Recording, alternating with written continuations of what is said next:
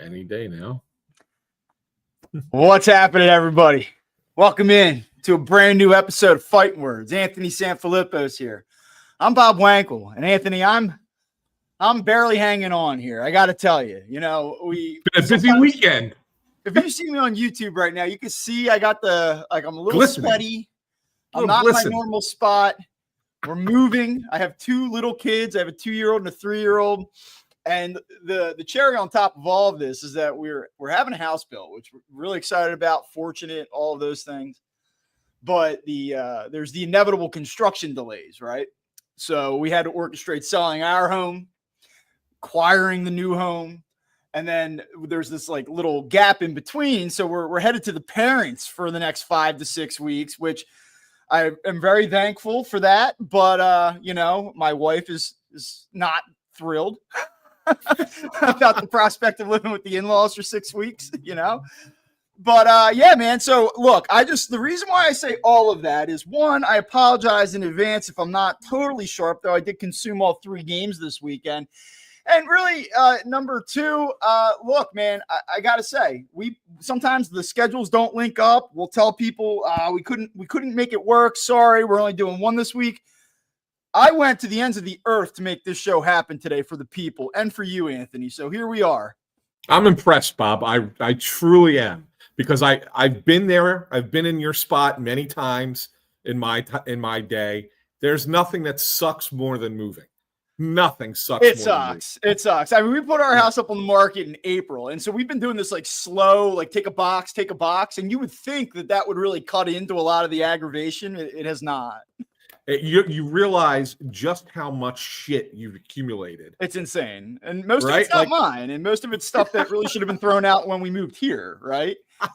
So, yeah, here we are. Phillies win 2 out of 3 over the weekend against the New York Yankees. I would say it was a solid weekend up in the Bronx, certainly Friday and Saturday. The Phillies swung the bats pretty well, got some decent starting pitching.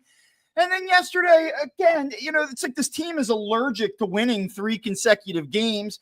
They get out early. Zack Wheeler was not Zack Wheeler. Well, it certainly was not Zack Wheeler in the second inning. They lose 4-3. They had some opportunities in the middle of the game to maybe take the lead. They couldn't do it. And look, you take a step back and you say it was a pretty good weekend. But out west in the Phillies' house of horrors that they can never seem to win in, the Mets sweep the San Francisco Giants, and all of a sudden the Mets are red hot and lead the East by 1.5 games. So that is like the asterisk for me for the weekend. And I know you think the Mets blow and it doesn't matter, and that's fine. You might be right. But like I look up at the standings, I don't like having a nice weekend and saying, oh, damn, they lost ground. Yeah, well, I mean, look, it's going to happen, right? That there's the other team's going to get hot, and you're just plodding along, winning your 2 out of 3. I mean, the Phillies won a series against both Boston and the Yankees and lost ground. Like sometimes you just can't. You got to tip your hat. Hey, Mets, good job. You've won 7 straight. That's made the difference here. It's not anything that the Phillies particularly did wrong, because you can't sit there and expect the Phillies to win 6 in a row against the Red Sox and Yankees. So in a sense, you go, okay, that happened. But now you look at what's coming up. The Mets, they're not going to win every game. They got to go out. They now travel to San Diego, play a much better team in the Padres. And the Phillies go to Chicago to play the stinky White Sox. You should probably make the ground back up here in the next few days. So I really would just like to see, look, we always say it. It's like a mantra. Most baseball people agree. It's something we've said on this show numerous times, but it's hard to sweep. It's certainly hard to sweep a decent team. I know they're missing Judge, but, throw in the fact that they're on the road, no less.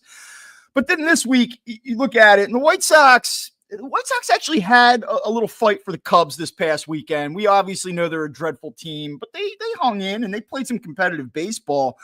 But this is a team that the Phillies I would like to see sweep. Whether or not that's realistic, I don't know.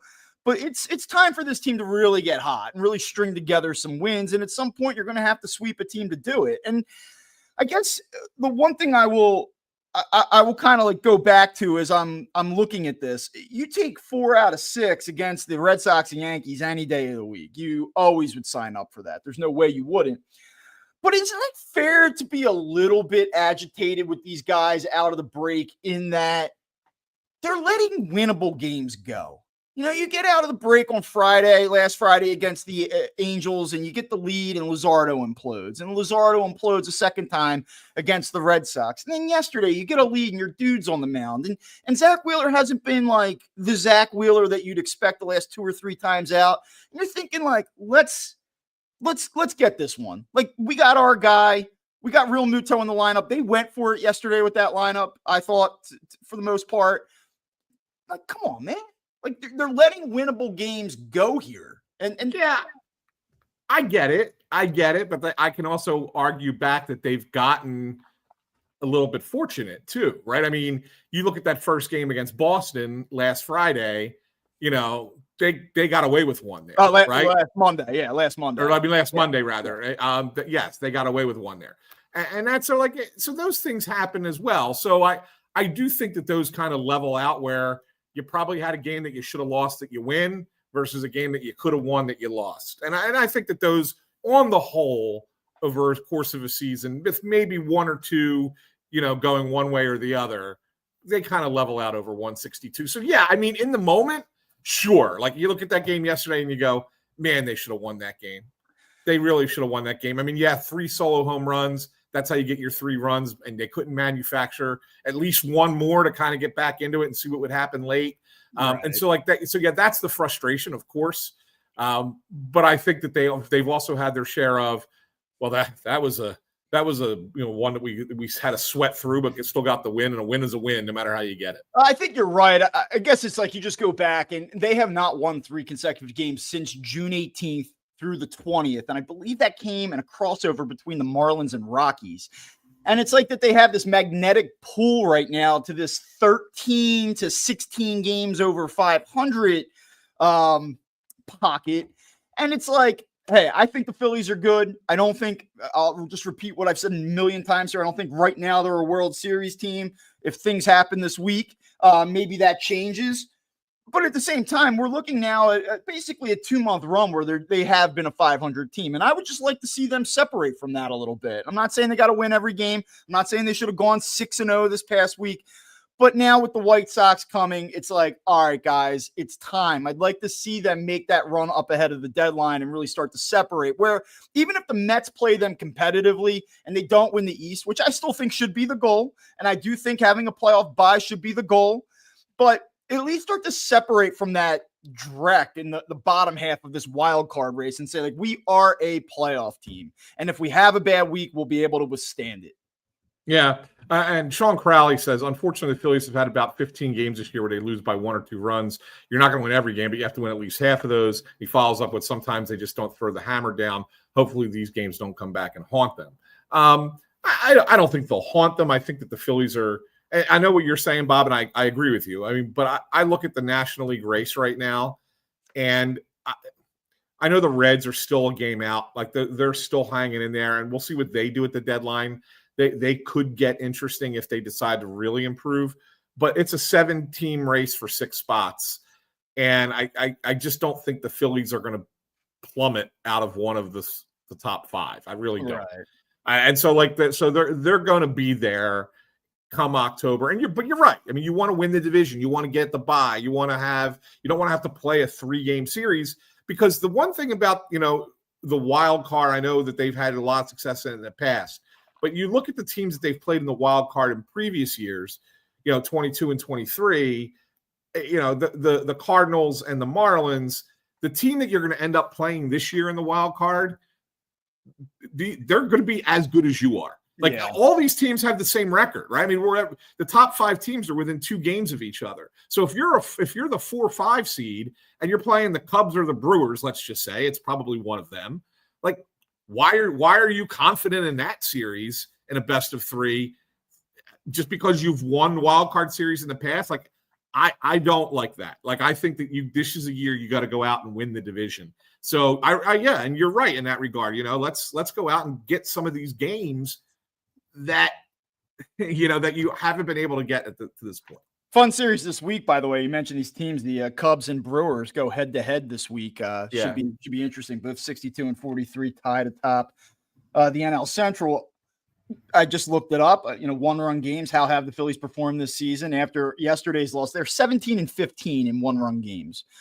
They've scored 112 runs. They've allowed 110. So they're right there. They're like 500 team in one-run games. They're not exceptionally good at it, but they're not absolutely dreadful either. Look, there were two things that I think that yesterday happened or popped for me on my radar, and I just wonder how it relates to the deadline here. So much of what is going to happen over the next 72 plus hours is going to be predicated upon the willingness of some of these teams that are nosediving back to mediocrity, and will they want to deal? Can they find a fit? Do they like the Phillies prospects enough? Do they like the Phillies prospects more than another team that's going to be in the conversation? So whether it's Eugenio Suarez or Luis Robert or whoever the name is going to be. But yesterday, two things happened that one further solidified a longstanding opinion of mine, and the other one is interesting. So let's talk about Otto Kemp first, who you made a reference to in the Ottoman Kempire. Very clever. Had they won that game, would that have been on the back page of the Daily News this morning? Would be my question. I know. Yeah, maybe. So, look, 2 home runs yesterday. Certainly his best game as a pro. He is giving them something from the right side here. You go to his last 30 games, he's hitting 255. OPS is near 800. He's starting to show a little bit of power. Do you look at Otto Kemp and say, good bench piece, good guy to just have here, but not a guy I want to rely on going down the stretch in the final 2 months of the regular season and into the postseason? Or, do you say maybe this is a guy that can play 3-4 times a week and really give me something? Like, how do you assess Otto Kemp now after yesterday's game? Yeah, I mean, I like the bat. I really do. I think it plays well. And so that's the thing that I sit there and say, I think he's a guy that is better than Weston Wilson, right? Like what you expected Weston Wilson to be beginning of the season. Oh, he's going to be your right-handed bat against lefties and platoon in left field or platoon somewhere, right? I think Otto Kemp is a better version of him. So you definitely sit there and go, okay, I could see him as the right-handed bat in left field, whatever that platoon's going to look like after Thursday. But I can also potentially see him getting the odd start against a right-hander as well, much in the way that a lot of people wanted Edmundo Sosa to play more, right? I don't think Edmundo Sosa is that guy. And I think Edmundo Sosa is what he is and serves a really good purpose on this team, playing when he plays, usually against left-handed pitching. Usually he's an energy guy, does a lot for the team, great. But I think Otto Kemp has more offensive potential than him as well. He's not good defensively. We've seen this. Third base is not fantastic, although he did make a nice play yesterday. That's when I was really like, okay, this is the Otto Kemp game. But I sit there and say, maybe you find a way to get Kemp in here or there. Maybe if you want to give Bryce a game as DH later in the season and just have Otto Kemp play first base for a game or whatever. Like you find ways to get him that extra game every once in a while. Then I think he's a serviceable guy and it fits a role on your bench and on your roster. Yeah, I just wonder how it plays into their thoughts at the deadline. Like, we keep saying right-handed bat, and if you're going to go out and say, well, Robert, that's going to fill that void. And Suarez is a little bit of a different conversation because it takes a little bit more of a roster from a defensive standpoint. It takes a little bit more of a reconfiguration to bring in a guy like Suarez, and I want to talk about that specifically because he is a hot name. The Brewers are involved, apparently. The Phillies have some interest, apparently. You take all of these reports and rumors with a grain of salt this time of year. But, do you think – I guess the question to you would be, do you think it's enough to say – let's just say they don't do anything in terms of bringing in another outfielder, and the move ends up being Kepler out, Crawford up. They're going to give Crawford center field, and they're going to platoon Marsh and Kemp in left field. Do you think that that's a possibility? Do you think that that would be a viable solution? I would be underwhelmed if that was the solution. For what it's worth, I mean, I'm trying to play host. I'll now interject my own opinion. I don't think that's what's going to happen. I actually do think they're going to do something of more significance here. I do too, but I would. That's why I said I would be underwhelmed. Because I look at that and say, you're really banking on a kid coming up and him being the guy. And if it doesn't work, then what? I'd rather have Justin Crawford as the fallback option to whatever move you make here at the deadline being your plan A. Yeah. And then if that doesn't work out, all right, let's call Crawford up and he's plan B. I'd feel so much more comfortable with that than I would be hand the reins over to this kid and go get him. And then we don't have an alternative if this doesn't work. Like, that's the thing that's why I don't like that. I think it's fine as a second choice, but not as your primary one.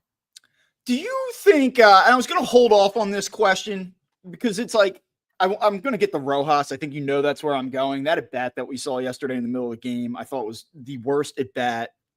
There's been many of them this year. I thought that was the worst Phillies at bat of the season yesterday.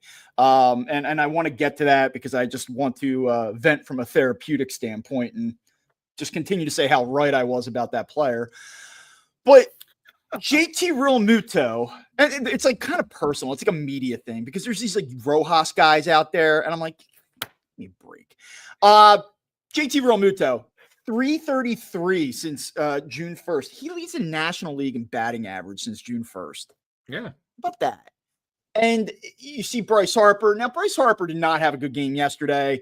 He didn't really have a great weekend. He obviously hits the home run against Stroman on Saturday, but I think directionally speaking, you feel really good about where Bryce Harper is and where he's going to be over the last couple months, which is different. I mean, I know that you were confident, even when he was at his low point. You're like, I think it's coming. You were right. Kudos to you, but you still need to see it. You still need to see him go off and say, like, okay, there it is. So you have Realmuto playing like the JT Realmuto of old. Fantastic defensive play yesterday, too, at the plate. That's about as good as it gets.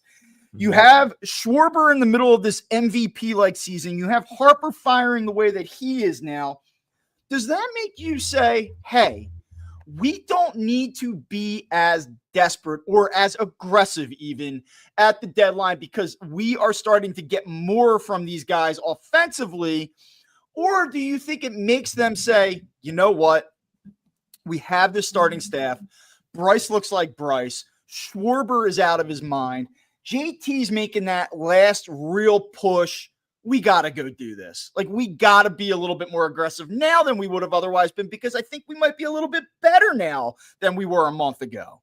Yeah, I think it's closer to that, but I don't think it's like when I say the Phillies are all in, I think that they're all in because they believe that most of what they have here can win a championship. But I don't think what I mean by all in that, we have 6 top 100 prospects. We're going to trade 4 of them here to try and make this team a World Series contender. Like, they may trade 1 or 2 at most. And I think that's what so I think it's going to be that kind of threading the needle down the middle type of deal where they're going to be aggressive, but not over aggressive. And they're not going to just sit on their hands either. I think they're going to make a move or 2 moves that matter. But it's not going to be some grand overhaul that I think a lot of people are hoping for. I think you're going to, let's just say that I'm just going to throw 2 names out, Bob. Just these are the 2 names. Let's just say they come away from the deadline adding Luis Robert and Johan Duran. Is that enough? I think it could be. Do you think Robert used in I don't want to say a pure platoon, but like a 70-30 type of split, or do they say, here it is, dude? I think I think if they were to trade for Robert, I think at first it's you're the guy. Just go out there. But they have the alternative of, hey, maybe we end up doing, you know what I'm saying? Because you don't know with him. I mean, he's an injury issue, right? He's always hurt. He's hurt again. He got hit by a 101 mile per hour fastball on the forearm. X-rays were negative, so it looks like he's okay, but he missed a game yesterday because of it. So the guy's constantly injured. Not had a great year and a half, although since June 10th he's been pretty solid.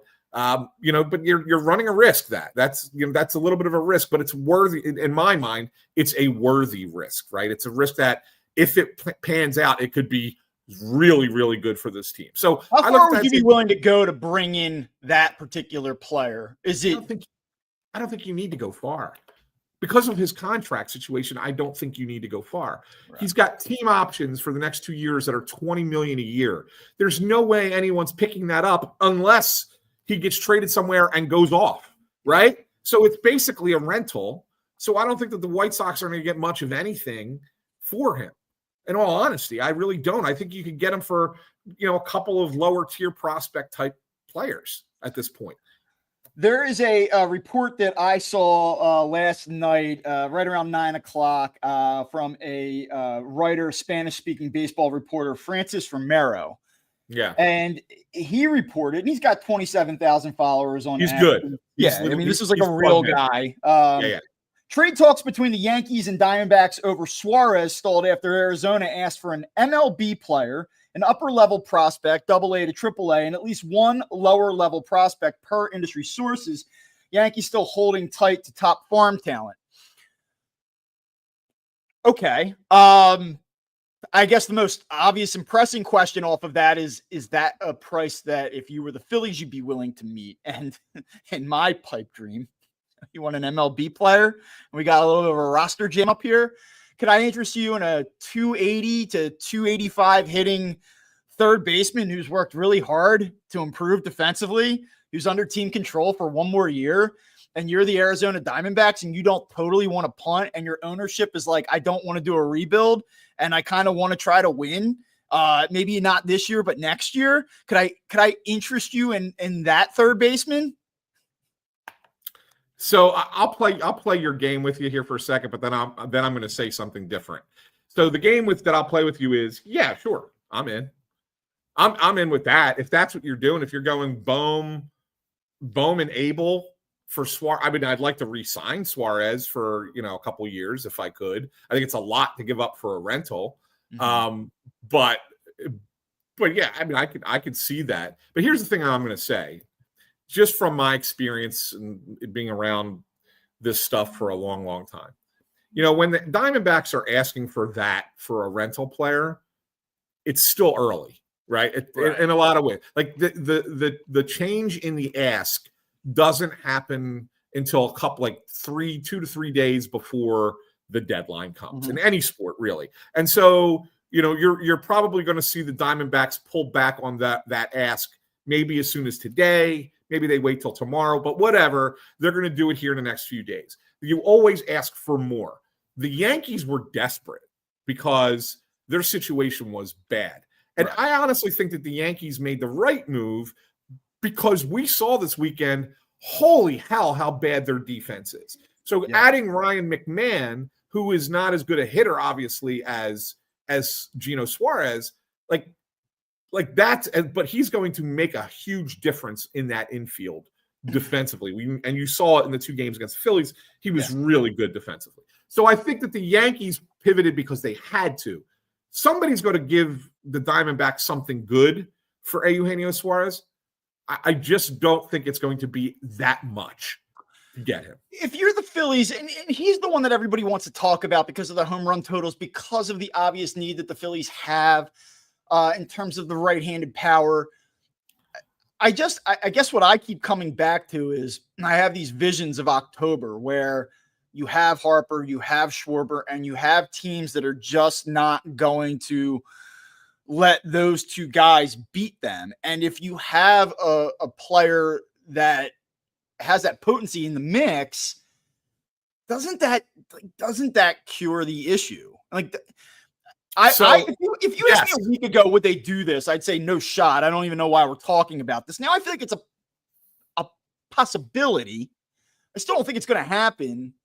Well, so let me throw something at you, Bob. So over the weekend, I put a poll out on Twitter where I asked people, would you trade Mick Abel for Eugenio Suarez? Straight up.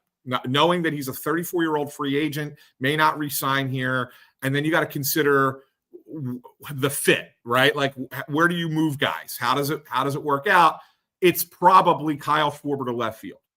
All right. So to make Suarez your DH is probably what the solution is. If you do that, right? That's probably the most likely scenario. So I asked, and I was honestly surprised because I thought everybody would be so enamored with the notion of adding a 36 home run bat to the middle of your lineup. I was surprised that it was as close as it was, and it was 56-44 was the vote. Yes, 56-44 in favor, but 44% said no, and I get it because I sit there and say to myself, this is a bad defensive team, and we're about to make it worse with this trade. And I still think, yes, you need that bat, but you can't be a terrible defensive team in the playoffs. No, you can't. And I mean, look, my retort to that would be like, well, they were terrible in 2022 and they came within 2 games of the World Series. That all being said, there were a couple different instances in that postseason that they could have been sunk by their defense and they were able to overcome it. And I also can't point to one postseason run and say that makes it okay. Much like I was perplexed when the owner talked about how you can't just go in at the deadline because Ruben Amaro did it 15 years ago and then they blew for a decade. Like that to me that made no sense. I could not believe that those words came out of his mouth. Okay, fine. My last point on this would be, if not the Phillies, then probably some other team, possibly a National League team. And look, I'm not saying that this guy is Babe Ruth and that if you trade for him, oh my God, he's going to put you over the top and you automatically go to the World Series. But how much of it do you have to massage? 2 different parts. One, if you don't get them, someone else might, and that might push them above you or past you in terms of your roster construction. And then the second part of it is, and I thought that maybe the Phillies were a victim of this a little bit a year ago. I know the Phillies love their clubhouse and they rely on one another and it's a tight-knit group and all that happy horse shit. How much of it plays in when the deadline comes and goes and you don't go make that big move and you say like, we're right there. You know, we've been knocking on the door at this thing for the last few years. We have a good group. We think we can win the World Series. How much of it, like from a psychological standpoint, when your ownership group, when your front office goes in and makes the splash move, how much does that invigorate you as a clubhouse and say like, all right, now let's go get this thing? And if they don't go out and do something big or consequential, you know, is there a little bit of a letdown where you go, all right, like, I mean, we got enough here to like compete, but and you're like left kind of underwhelmed. I mean, do you think that's real, or is that just like a totally made up narrative talking point that I like? No, it could be real, but here's what I'll say to temper it. Let's see who gets moved at the deadline, right? And when you sit back and the dust settles and you get to look at it, you know, from a totality of the league, and you could sit there and go, okay, who could they really have gotten that they didn't get that somebody else got, that you go, oh, that should have been the move that they made. Right. And so like, ultimately that's what it'll come down to. If there are players like that and you go, why couldn't you give up what the Mets gave up for this guy or what the Cubs gave up for this guy? Then you can have that argument and say, yeah, maybe that impacts. Maybe they look at it and go, well, this sucks. But then if you look at it, it's either super overpays for players or big names that just don't move and everybody's just kind of adding along the margins.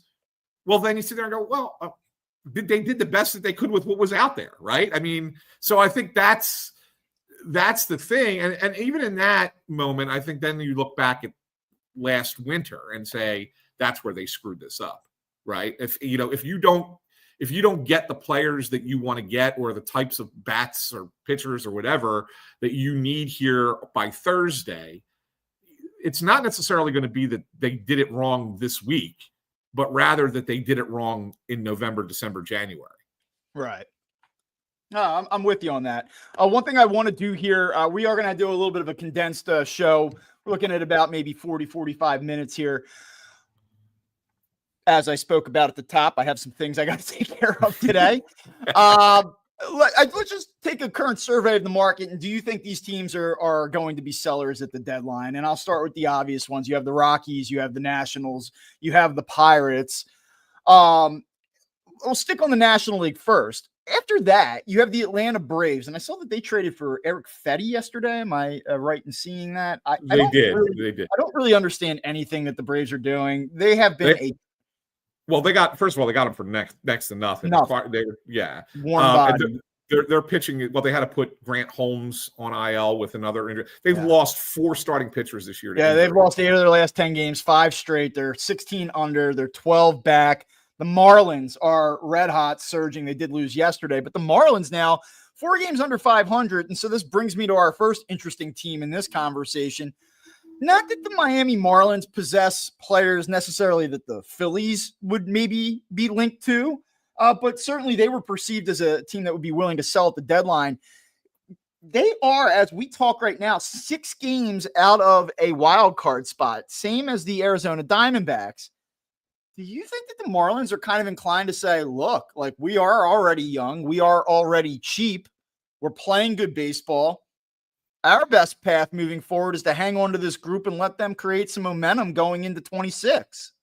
Yeah, and I want to get a little bit more into the Marlins as part of one last thing today.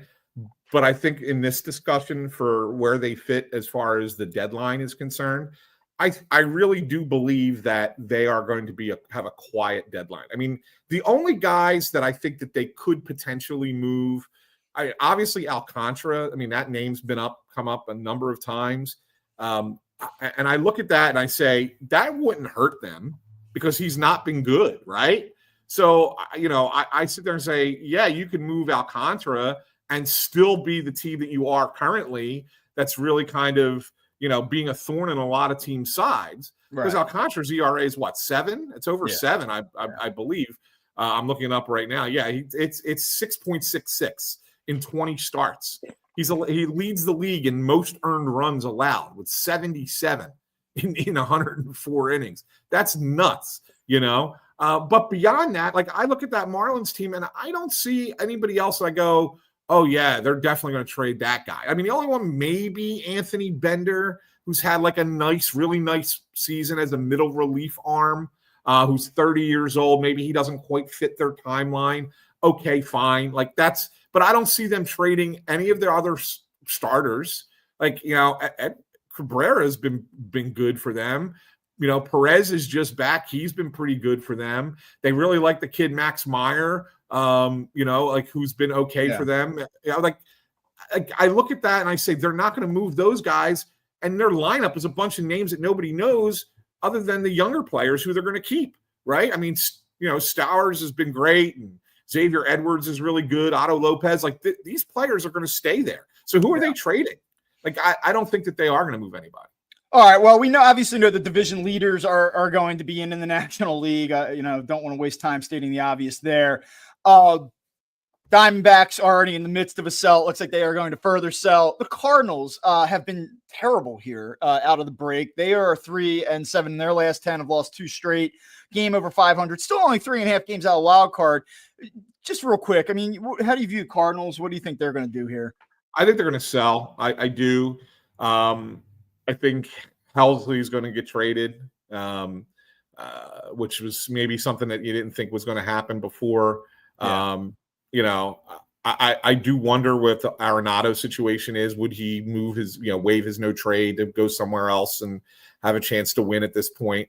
All teams go through it. I just think that they're going through it at just the wrong time. I mean, they're still only 3.5 games out of a playoff spot, which is not far. But I think they played over their heads for a while, and I think that their executives recognize that they're probably not ready this year. So keep doing what they're doing, but trade off some pieces. Well, Giants are an interesting team, sort of going through a similar struggle here. They're only 3 games out of a wild card spot, but a dreadful weekend. They're 2-8 in their last 10. I mean, what do you think here? Do they kind of just middle it? Hey, we're all right. We have a shot. We're not going to go in necessarily, but we're not going to strip here either. Well, they just made their big move, right? I mean, they already made their big move trading for Devers, right? So I think that they are a middle, right down the middle, not do a lot. I think they're a team that just kind of maybe they do a couple of fringy things, but I don't think they're going to sell. I also don't think they're going to really be big buyers either. I like the Reds a little bit. They're playing well right now. They've won 4 straight, 6 over. I don't know. But to me, it's like that ownership. Hey, if you go out and you make a couple deals, you're right there. Well, I think that's a spot that Suarez would make a lot of sense. Yeah. Right. I think that's a spot that you go, okay, we're going for it. You put him on a team if he's familiar with the organization, good manager there now. Their pitching is holding up. I think that's a good fit for Suarez. And then they become a little bit of a dangerous team. I'd still rather face them over any of the other teams that are currently in the playoff spot in the National League. But yeah, I think that they suddenly become a more legitimate team if they go out and make that kind of a move. Yeah, and then obviously in the American League, the White Sox will sell. They played a little bit better lately. They did lose 2 out of 3 over the weekend to the Cubs. The Athletics are terrible. negative 121 run differential is horrendous. It's the second worst in the sport, besides only the Rockies. But aren't they fun? Like, aren't they just a fun bad team? Well, their lineup is fun. Like, I mean, really, really fun. They had that like 20-game stretch right around where they played the Phillies, where they were horrible. Yeah. They just couldn't figure it out. Outside of that, which unfortunately is, 3.5 weeks. But other than that, they've basically been a 500 team. But man, you look at the run differential. I mean, that's 121, and that's on a 4-game winning streak right now. They're going to sell in some capacity. I know that people want to talk about Miller. That would be one where I just say didn't see that coming. I don't think that the Phillies, in terms of the control that a team would have, what it would cost. If you're the A's, why would you want to do that? I mean, you'd really have to get 4 meaningful prospects, I think, back in order to do that. Orioles are going to sell. And then that brings us to this like weird middle ground of the AL where you're talking about teams that are anywhere between 4 to 5.5 games out. The Royals look like they're, in it. They just re-signed what's his face, right? The guy Seth Lugo. Yeah, Lugo. They traded for Randall Grichuk, and then they re-signed Seth Lugo. So they're in. They're trying to compete. Yeah. Angels, I think, stink. Philly series aside, I think that they will probably sell. The Twins look like they are going to sell. They are 3-7 in their last 10. They're trending the wrong way. The Guardians are interesting. They're 6-4 in their last 10 games. They're only a game under 500. They're 3.5 games out, but we've talked about Clase. He's a guy that's come up a couple times. Kwan's name has been out there. Whether or not that's a pipe dream, I don't know. That's a team that's really interesting to me because they are right there. They could still go in a number of directions. And I wonder, like, do the next 2 games matter to them? Like, are they in this situation where we're like, let's just see where we're at on Wednesday night? Like, how do you view the Guardians and all this?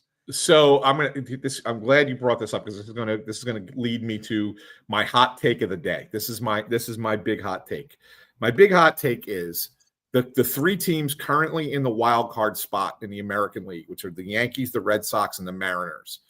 None of them make the playoffs, and 3 teams that are currently not in all do. And the 3 that I have getting in include the Kansas City Royals, who we already talked about, the Texas Rangers, who are finally playing like the team that I thought they were going to be at the beginning of the year when I picked them to go to the World Series, and the Cleveland Guardians. And the reason I put the Guardians in here is the Guardians look at it and say, we went to the ALCS last year.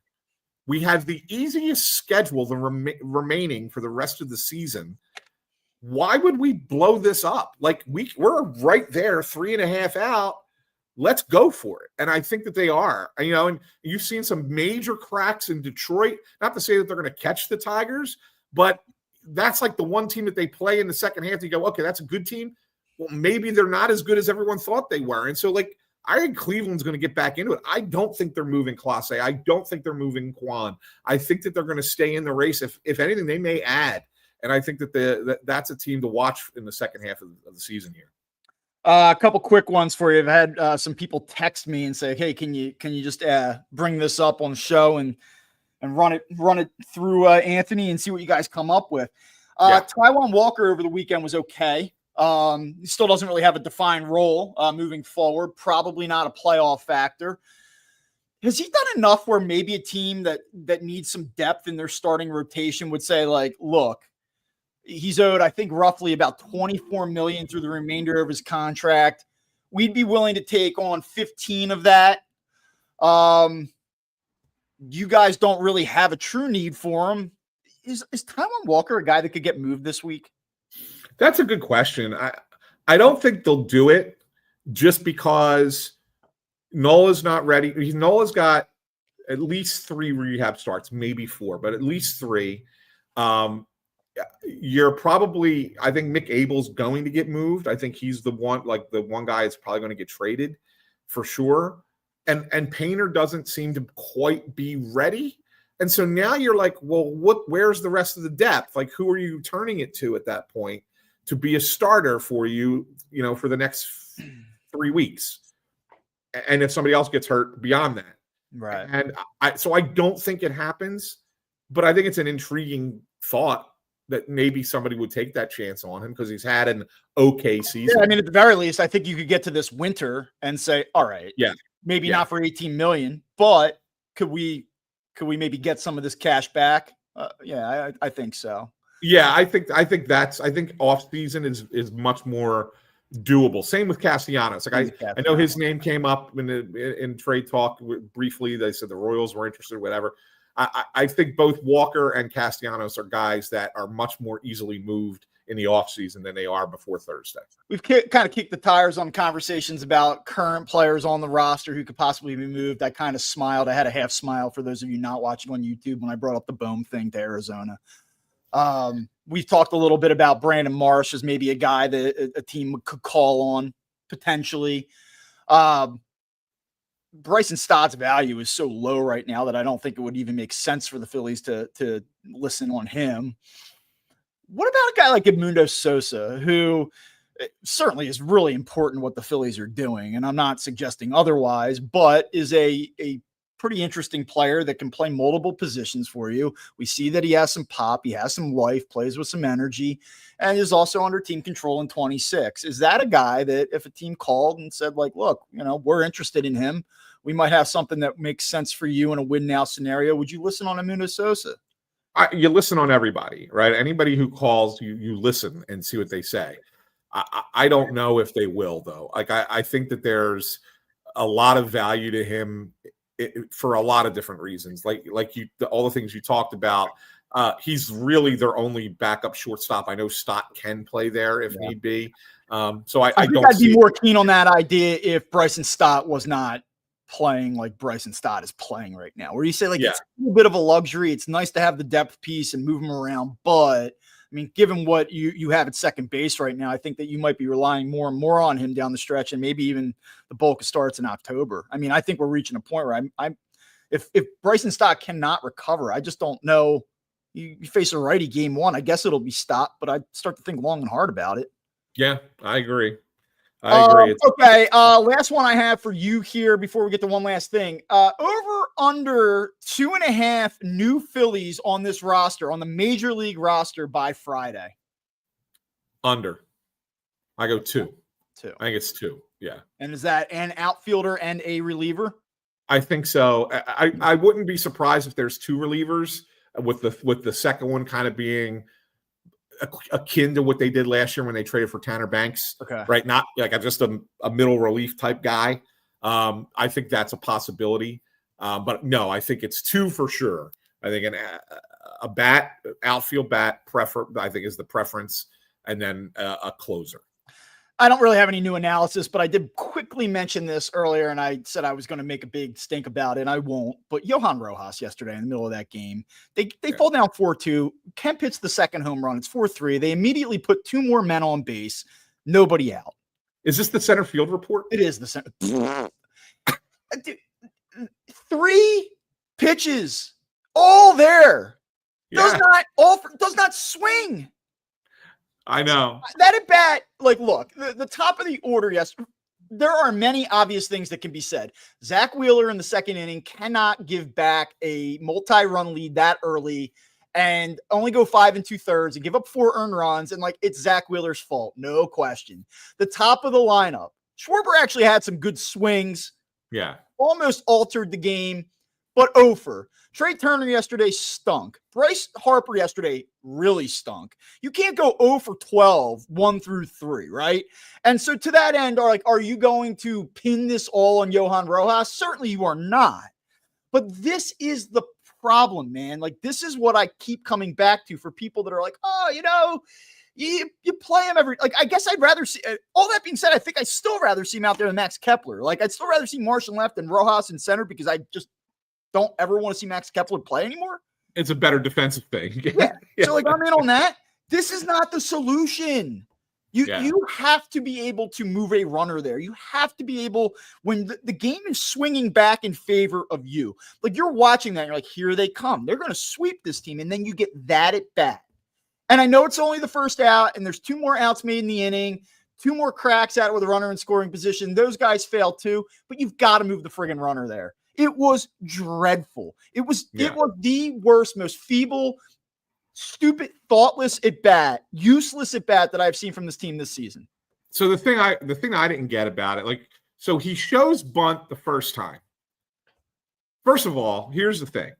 He should be up there in a total sacrifice situation. Square to the pitcher. Right. But he wasn't. Like he goes like he's going to drag bunt it, right? But so that's a problem, number one. And he pulls it back and it's a strike. Okay, fine. Why is he not doing it again on strike 2?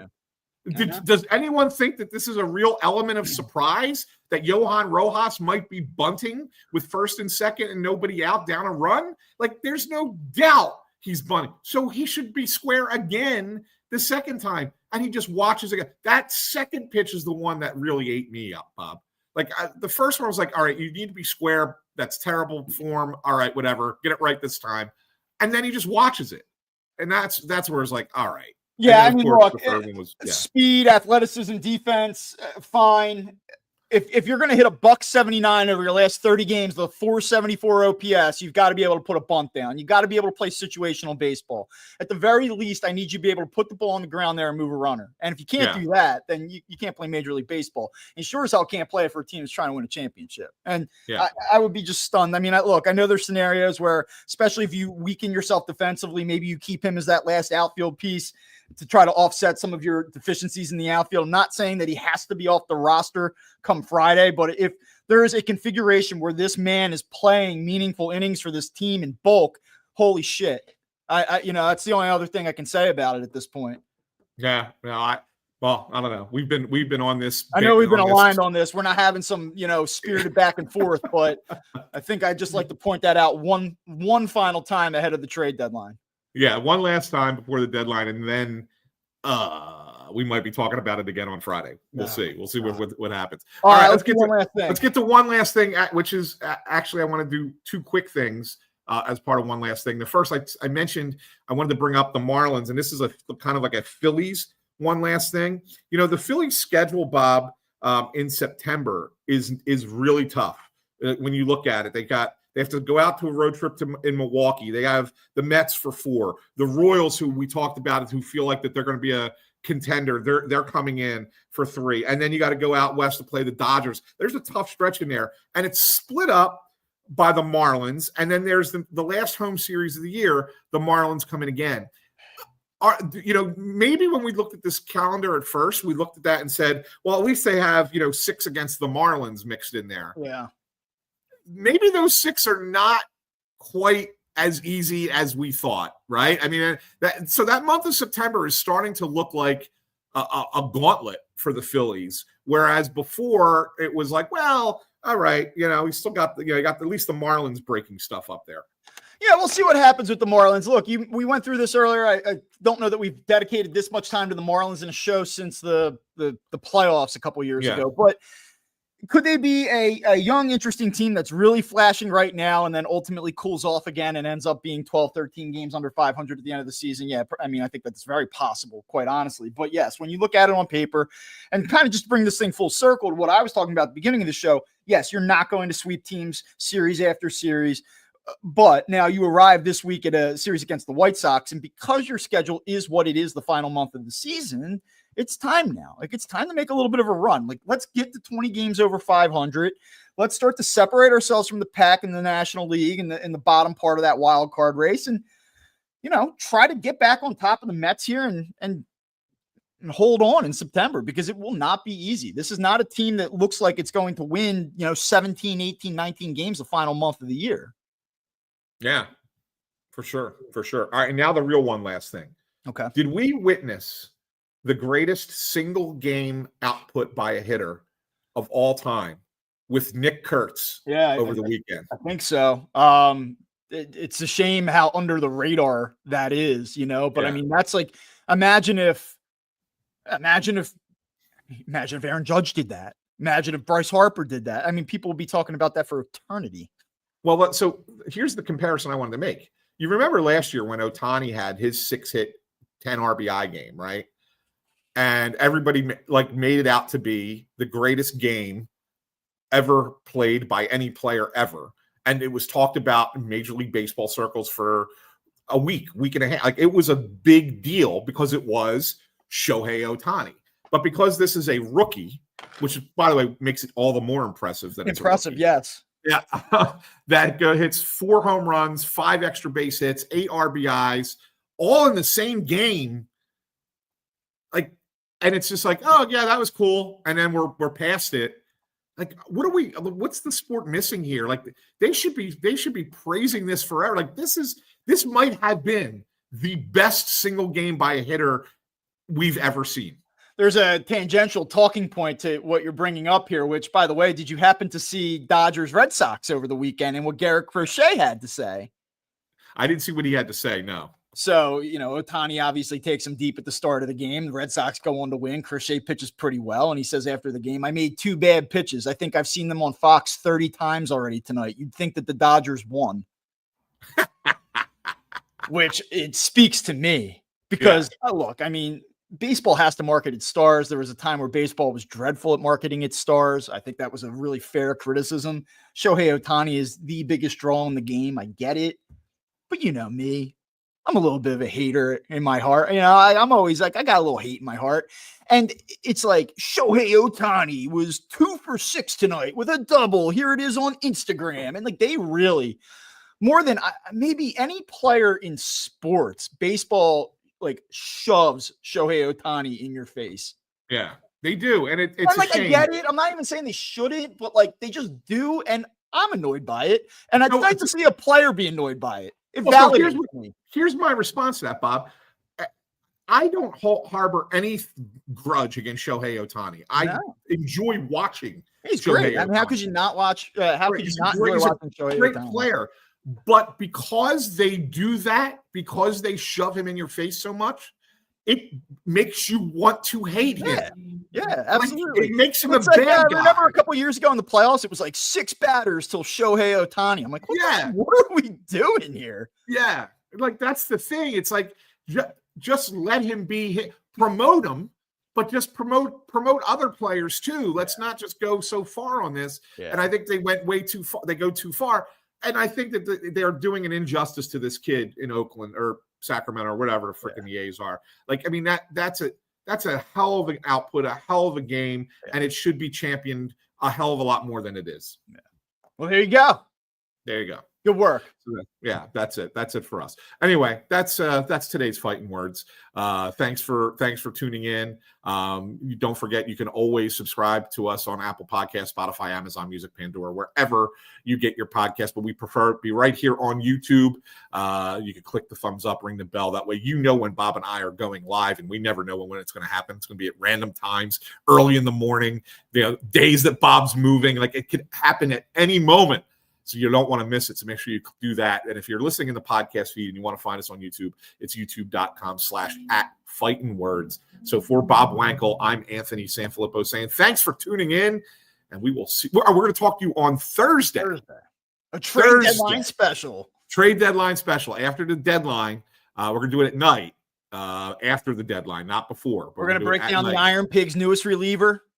Yeah, and we'll talk about all the things the Phillies did do or didn't do before the deadline. So for Bob, I'm Anthony saying thanks for tuning in. We'll see you on Thursday, everyone.